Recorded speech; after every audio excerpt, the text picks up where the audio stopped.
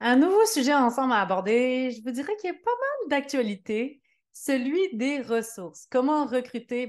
Au-delà de comment recruter, comment bien définir le profil de notre prochain candidat? J'en parle et j'en parle et j'en parle encore de ce temps-ci plus que jamais avec mes clients qui sont gestionnaires d'entreprise. Émilie André, heureuse de vous retrouver pour une nouvelle capsule offerte en collaboration avec AutoCV. Et donc, oui, aujourd'hui, on va parler de profil de candidat. Et la première étape et la chose que j'aime tant rappeler à mes clients gestionnaires d'entreprise, c'est que tout, encore une fois, part de nous. Donc, avant d'aller solliciter à l'externe, on a besoin de venir réfléchir, consulter ce qu'on a besoin en interne. Et souvent, j'ai envie de vous dire, le recrutement de nouvelles ressources est une bonne occasion pour venir analyser, faire une petite révision en interne, de se dire, est-ce que tout va bien au sein de mon équipe? Comment ça se passe? Comment va la dynamique actuellement avec mes différents membres qui composent mon équipe? Qui fait quoi dans l'équation? Et est-ce que tout le monde est à la bonne place? Parce que c'est sûr que quand on recrute, ce n'est pas nécessairement quand tout va bien. Ça se peut qu'on ait une croissance forte d'entreprise où on est amené à devoir recruter rapidement parce qu'on a une forte demande qui vient de la part de nos clients. Donc, on a besoin d'ajouter rapidement de la ressource. Donc là, on va ajouter par urgence. Ça peut être parce qu'on a perdu des éléments, des gens qui ont quitté l'entreprise et on a besoin de venir pallier. Donc, rapidement, encore une fois, on tombe en mode urgence pour aller en mode recrutement. Donc, rarement, je vais voir des compagnies qui vont dire, ah, tu sais, Émilie, là, on a vraiment le temps d'aller en recrutement. C'est tellement une période euphorique pour nous.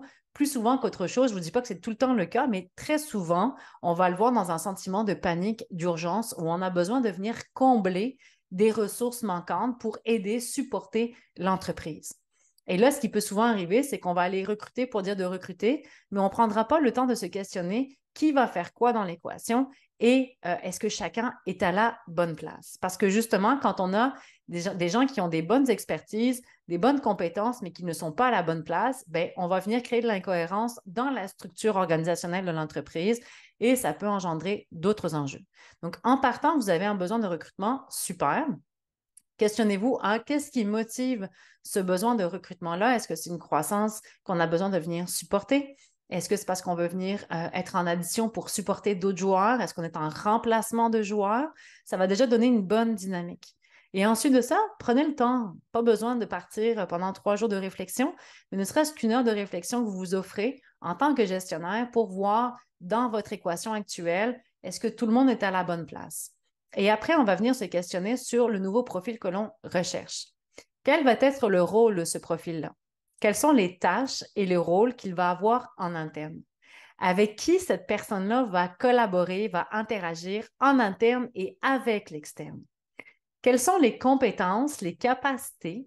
J'ai même envie de dire la zone de génie. Vous savez, la fameuse zone de génie, c'est l'endroit où on excelle, où c'est facile pour nous, où c'est fluide, où c'est pas un enjeu, ça se fait vraiment très, très bien. Donc, quelles sont les compétences, capacités qu'on recherche chez ce candidat-là au niveau de son profil? Avec qui on va le mettre donc, en interaction, comme je disais précédemment. Et au-delà de critères de compétences ou de capacités, venez vous interroger sur au-delà de ces critères-là, sur à quoi ressemble cette personne-là. Un exercice de visualisation pourrait grandement vous aider. Quel âge a cette personne-là? Puis sans dire qu'on vient définir un profil par un critère d'âge, pas ça l'idée. C'est d'être capable de voir la ressource que vous souhaitez en interne.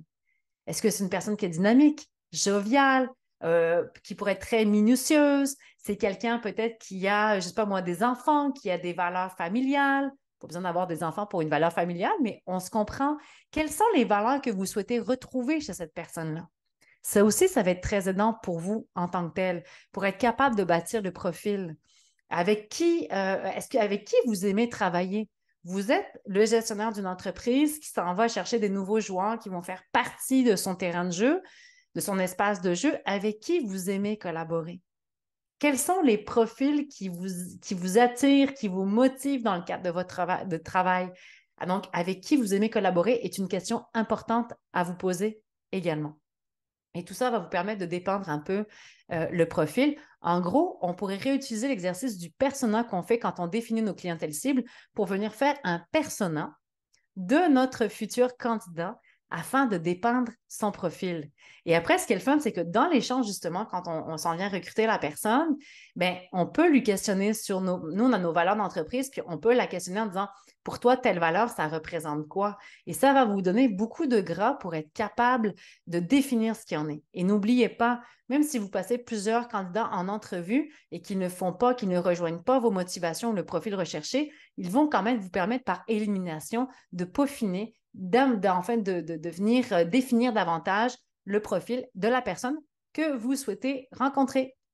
Donc, j'espère que cette nouvelle capsule vous aidera à accueillir au sein de votre entreprise un nouveau candidat dont le profil sera être aidant et gagnant au sein de votre entreprise. Et n'hésitez pas à faire régulièrement, et prenez le temps d'être accompagné s'il le faut, mais de faire régulièrement, ne serait-ce qu'une fois par année, un état de situation au niveau de votre dynamique. C'est ce que j'aime appeler le capital humain des entreprises pour vous assurer que tout le monde est à la bonne place et donc vous le premier, c'est-à-dire que dans ce que vous portez comme rôle, comme tâche que vous faites au quotidien, est-ce que ce sont encore des tâches que vous avez envie de faire ou est-ce qu'il vous serait possible justement d'aller déléguer à un tiers, que ce soit en interne ou en externe? Donc, bonne expérience humaine à venir avec vos prochains candidats et je vous dis à bientôt pour une prochaine capsule conseil. À bientôt!